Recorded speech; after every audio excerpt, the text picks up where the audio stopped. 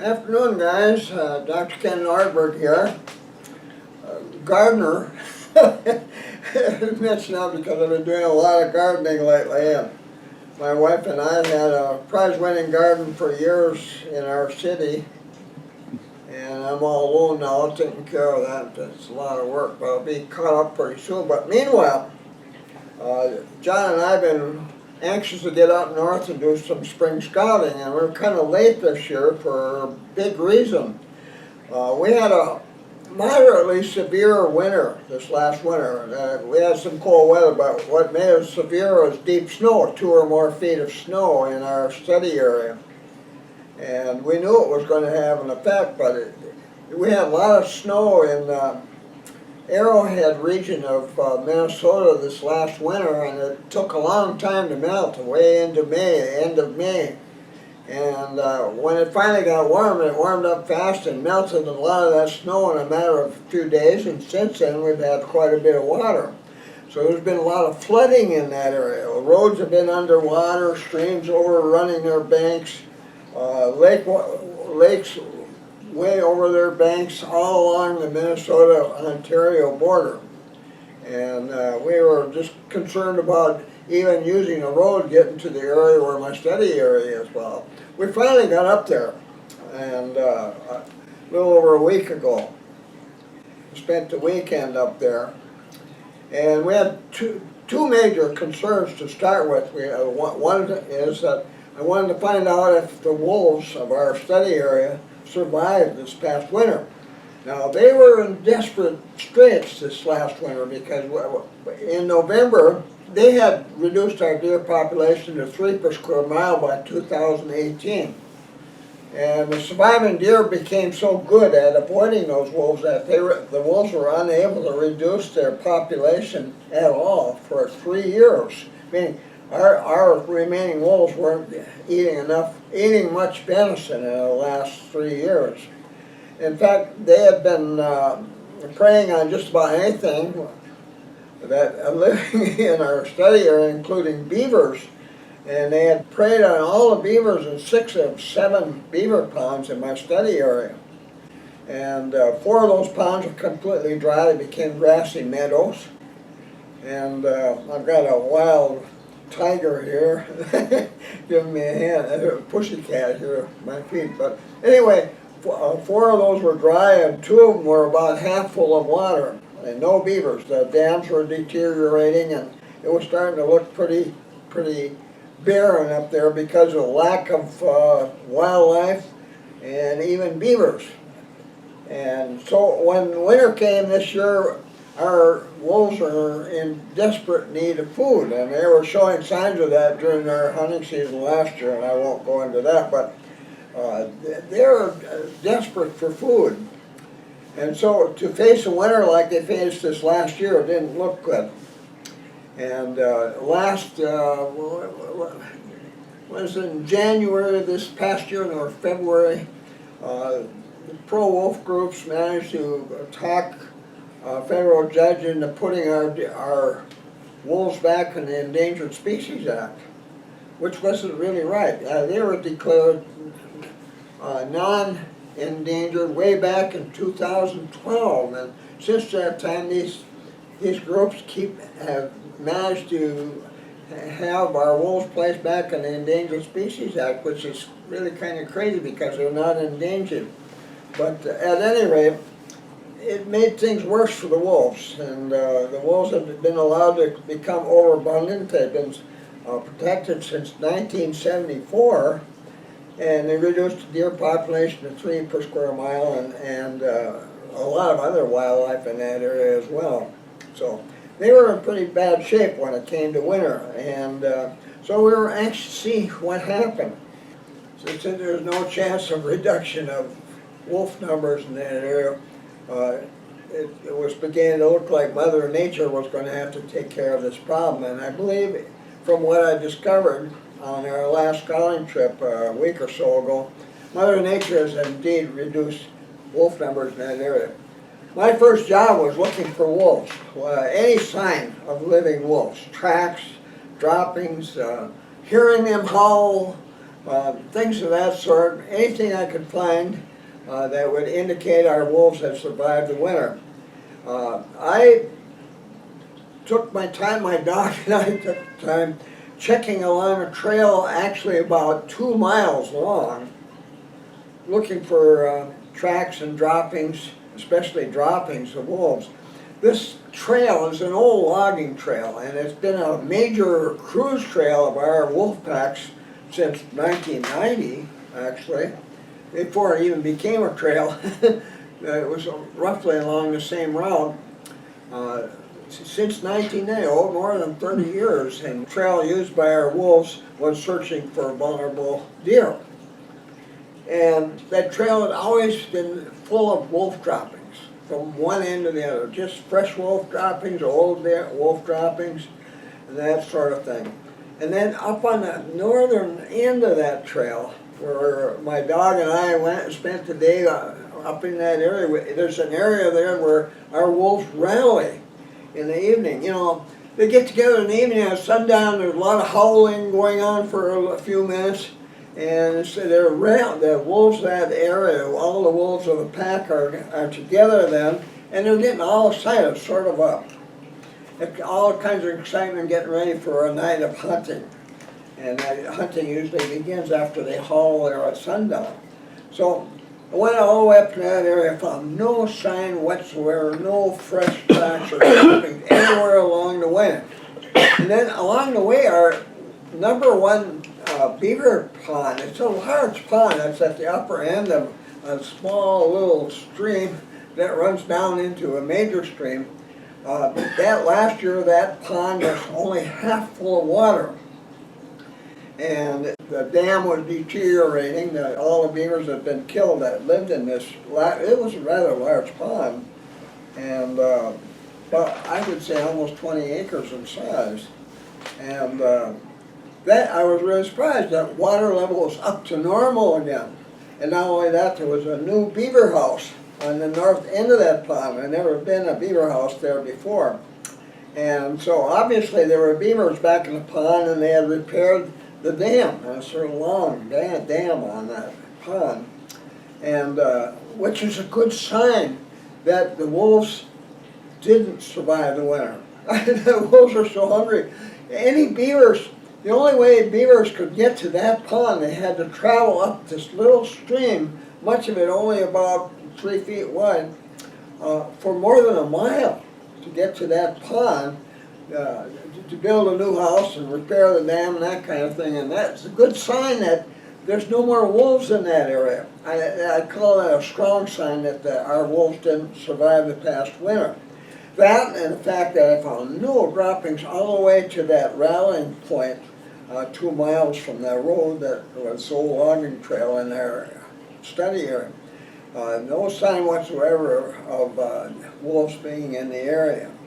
So anyway, one of the things I did is put up some trail cams. There were one at that rallying site the wolves like to use.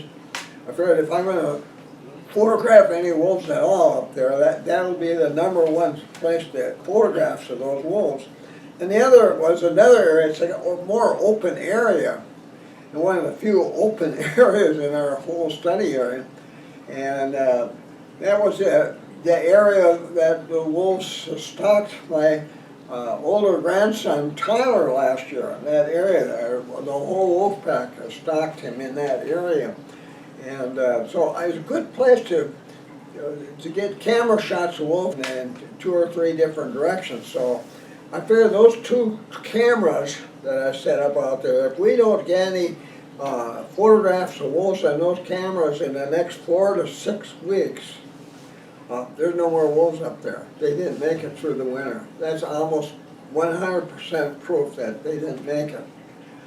So I'm actually waiting for the day to go back there and check our cameras. Now, while I was looking for wolves, John was looking for deer signs. And I spent some time putting out a new mineral block in an area where we had found some bucks last year, late in the season. There were a couple bucks out there, and he found tracks of 2 different bucks.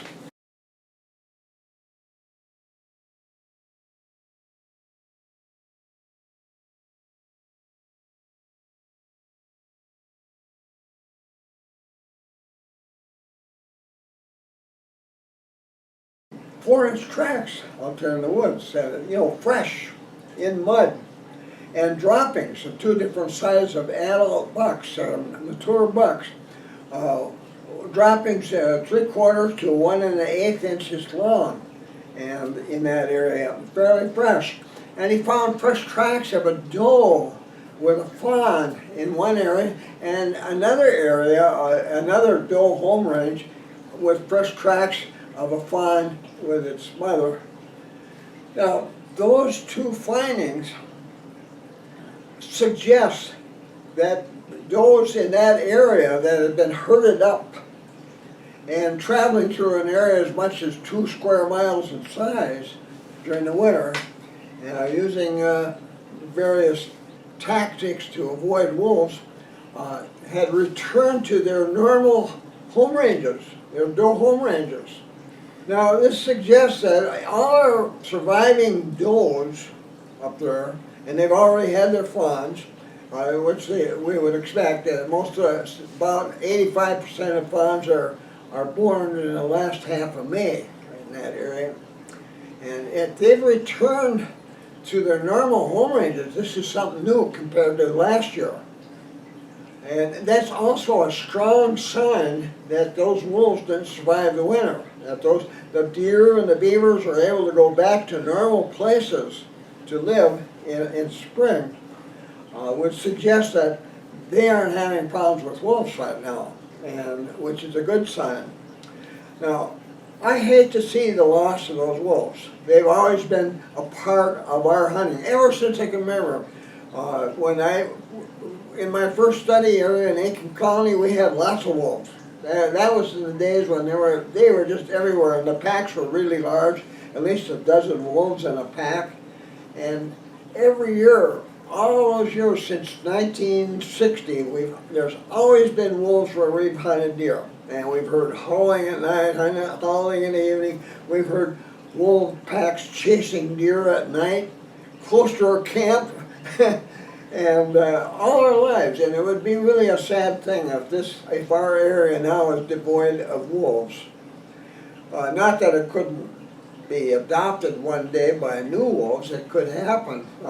They've had excessive numbers of wolves in Ontario for quite a few years, and some of those could migrate into our area, just come across the border 3 miles away from where my study area is and fill it in again.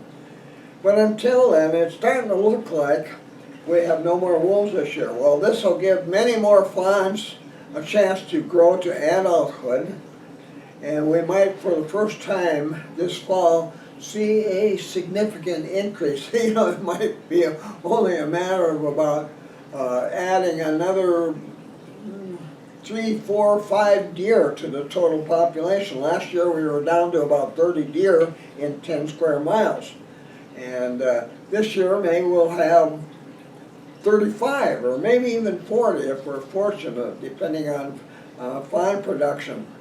And at any rate, so this might be the sign of things to come, but it was inevitable.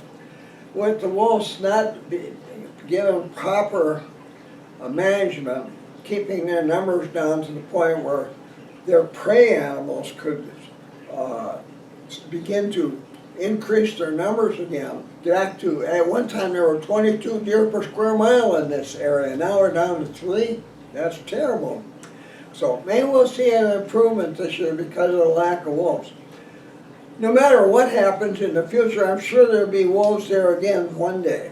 If all our wolves, if those last 3 wolves that we had, and they had 2 pups at least last year, if none of them survived, it won't be long, maybe a year or 2 years, there'll be wolves in that area again, but probably not in great numbers. I'm sure we lost a great number of wolves throughout the area, but that's one problem. We were anxious to find. Now, the other thing is we're preparing for this new age in whitetail hunting. I've talked about this in the past. Whitetail hunting is going to be different now for a long time because of global warming. And the reason global warming is affecting our whitetails is this. About by the end of September, all of whitetails, probably all across America, have grown their winter coats. You know, they're not red colored anymore with their thin, wiry red fur. Now they're tan again with their thick winter fur. And whenever we have unusually warm weather, in as late as October, all through the month of October and into November, unusually warm weather, our whitetails with winter coats aren't anxious to move around during the heat of the day. For this reason, you know, global warming is worsening. It's getting worse. Year after year, what's going to happen because of this, year after year, no matter where you hunt, you're going to be seeing fewer and fewer deer moving around during daylight hours. They're going to be doing most of their activity during cooler nighttime hours only. And there's some things that are bad about this. Because of this unusual warmth during the month of October, for example, our bucks, antler bucks, have quit making the great numbers of antler rubs and ground scrapes that they used to make. And now, they were markers of intended breeding ranges. Big dominant breeding bucks, after a couple of weeks of that, and usually it started about the first frost or mid-October where we hunt, because of the warmth, they didn't get out there and mark their breeding ranges, which are supposed to inform any other antler bucks living there. This is the big dominant breeding buck's home range. Nowhere in our hunting area did they establish their exclusive breeding ranges like they used to. They didn't chase these lesser bucks, younger bucks with antlers out of their range and keep them out of their range until breeding was done in mid-November. And so what's happened is a lot of younger bucks that are actually less fit bucks have been allowed to breed does during the last 3 years because the big dominant bucks, it's been just too warm for them to chase all these other bucks out of their breeding ranges. And that's not good genetically for whitetails. But worse than that, well, that's bad, but another thing that's really bad about that is that as global warming keeps increasing, getting worse, and it's not likely to change much when you consider how governing bodies in almost every nation in the world, including the United States, they can't get together and decide what to do about this. It's going to have to get pretty bad before it's going to get better, I can see that. Well, what this means is that it's going to become more and more difficult to harvest the number of whitetails us American whitetails hunters need to harvest every year to keep our whitetails from becoming overabundant. And if they become overabundant, great numbers of them are not going to have enough natural food to feed in winter. We're going to start seeing massive starvation of whitetails in winter because during the hunting seasons in October and November, we're going to be seeing fewer and fewer deer. They aren't going to be moving around during legal shooting hours. And this is not a good situation. You know, I can predict if global warming isn't licked soon, and it's not going to happen, it's going to be necessary to move like a firearm hunting season from November into December, a cooler month. So there'll be more deer moving around during daylight hours and cooler. Maybe even into January eventually if this doesn't get straightened out, so that we can keep those deer numbers down and so that we don't see mass starvations of whitetails during the winter months. But right now, what we're all faced with, and if you haven't noticed it yet, you're going to see more of it and more of it in the future. It's going to be really tough to hunt whitetails because when it's unusually warm, those deer are going to be stubbornly resistant to moving around during daylight hours. You can be sitting in a tree stand for weeks and not hardly see a deer move anywhere because they're all laying in their beds in the shade on those hot days, refusing to move about during legal shooting hours. So what we're faced with today now is how to hunt deer during legal shooting hours. Well, my sons and I have been working hard on this, John and I especially, we've been working hard on coming up with ways to hunt deer that are stubbornly refusing to move around at daylight hour. Using fair chase stand hunting methods of all things. How about that? New stand hunting methods for taking whitetails that are gonna work. You're gonna learn how to use these things, and you're gonna love these methods once you get used to using them. But there's more to talk about. But today, with spring scouting, we're getting ready to use some of these new hunting methods for the very first time this fall. And we can't wait to use them because we know they're going to work.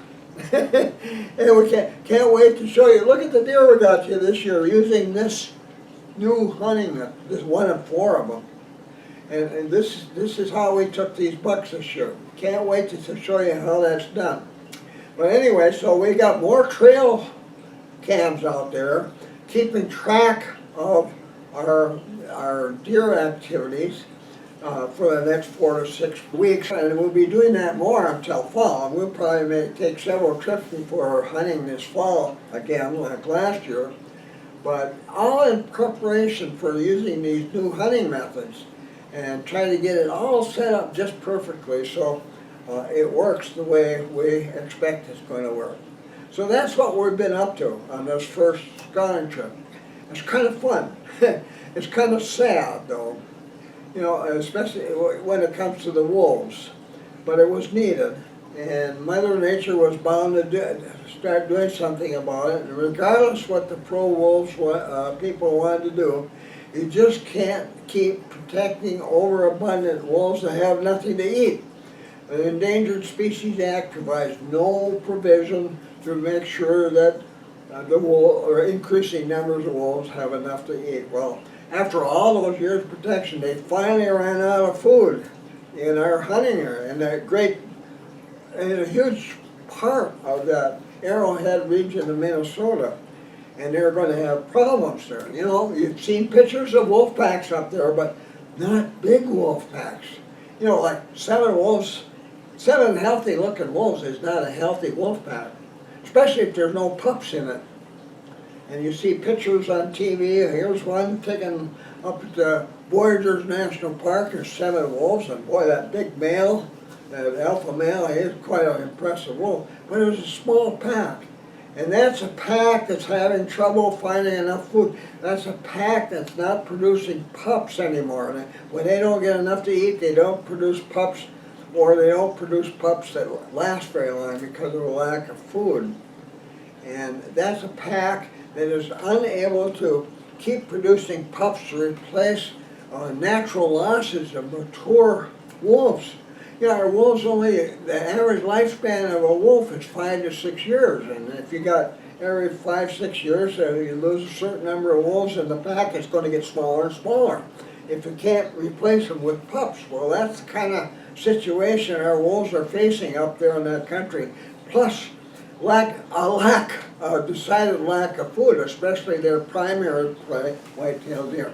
So anyway, that's what happened up there, and we're starting to see the fruit of protecting wolves, not allowing them to have proper management all these years, nearly a half a century. Can you imagine? This is what happens.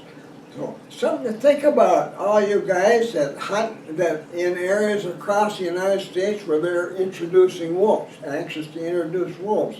Eventually, you know, it might take many years, several decades for it to happen, but eventually wherever these wolves are introduced, you're going to be looking at the same problem, the same wolf problem as we're having here. This is early proof of what happens when wolves are not allowed to have proper management. Oh yeah, I was going to mention, you know, one of the things that I was anxious to check on during our spring scouting is trails used by older bucks. Now here's 4 blobs out in the woods. Now where you hunt, if you don't have any wolves, those 4 blobs could be the home ranges of does in a square mile of the area you hunt. Where we hunt, this is probably more like a 2 square mile area, and these blobs are places where herded does with young are moving around in an area up to 2 square miles, and maybe feeding here one day and feeding here the next day. But the main feature of this diagram is this.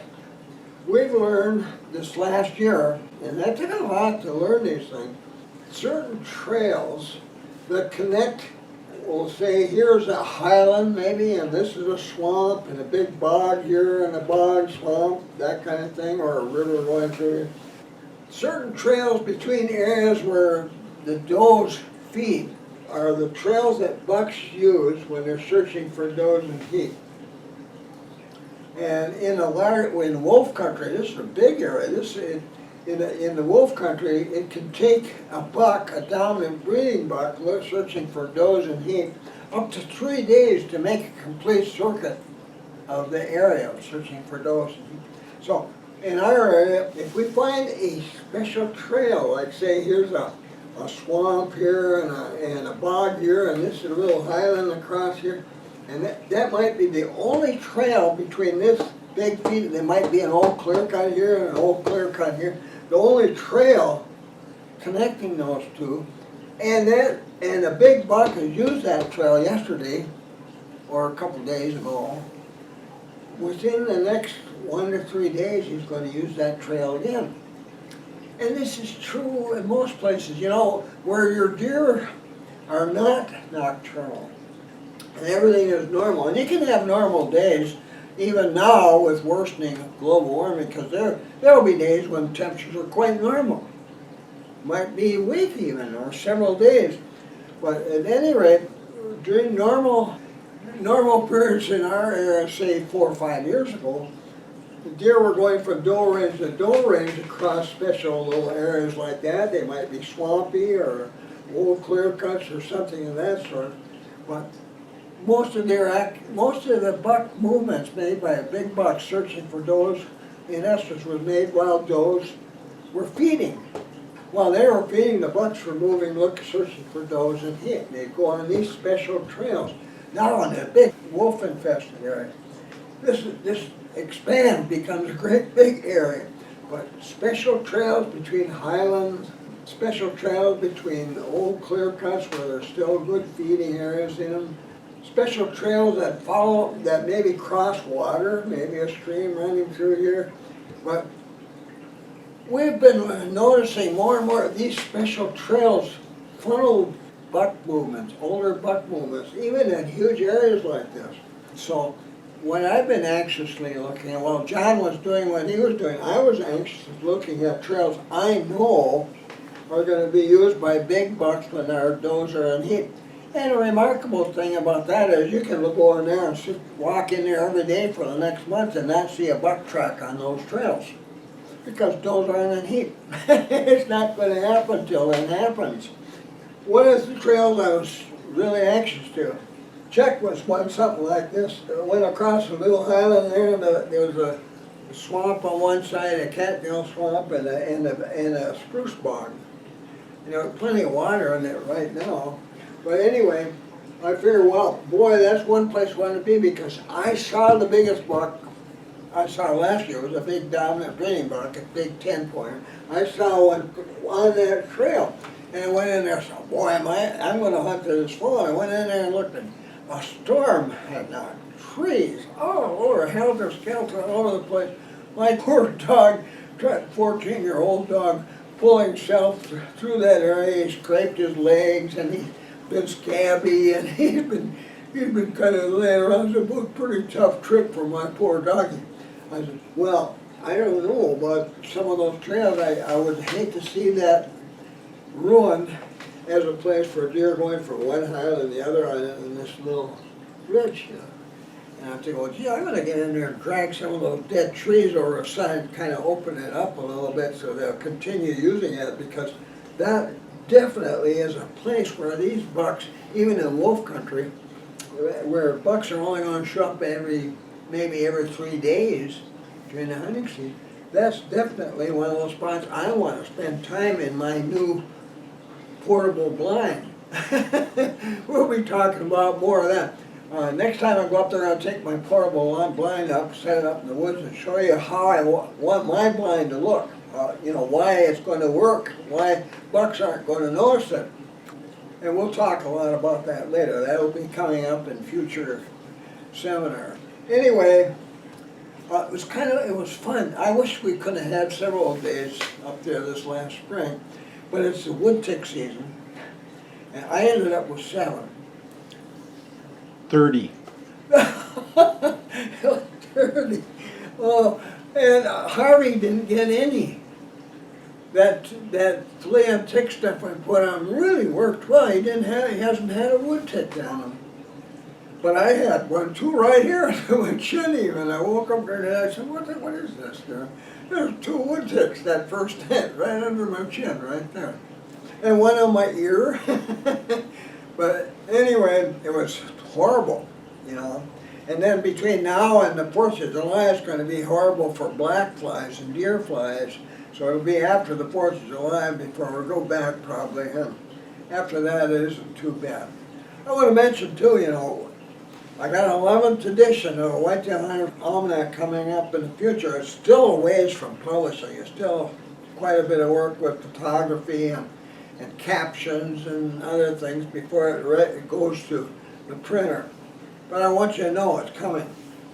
Meanwhile, because of inflation, book sales haven't been altogether great, but we've been getting sales. We've been getting some sales, and thanks guys for doing that, because I really appreciate that. And with this new age of whitetail hunting, that 10th edition is going to be a book you're especially going to want to have in the future, because it's going to be important to your future whitetail hunting from now on.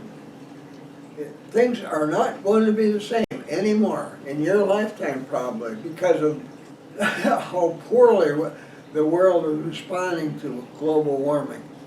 It's terrible. I think they'll probably have to get really bad before they finally get around to doing something like fusion energy. Yeah. My son John, the physicist in our family, John has a patent on fusion, a new type of fusion power plant that creates electricity and creates no products to poison the air. And of course right now everybody's trying to get rich on fossil fuels, so we're really suffering because of that. But eventually somebody will get smart along the line and finally get this John's fusion generator going, and that's going to make quite a difference in this world. You watch and see. You'll hear more about that in the future, I'm sure. Probably after I'm gone, but you're going to hear a lot more about that.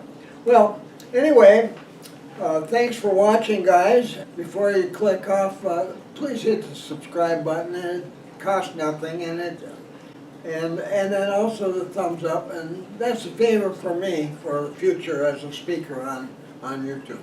Thanks again, guys, and we'll see you again soon. Be sure to visit my website. Here's the link. Here you'll find links to my blog posts, my Twitter account, my YouTube account, my Amazon store with links to my ebooks, my son's eBay store, a money saver if you're ordering from Canada or other countries, my website bookstore, and much more.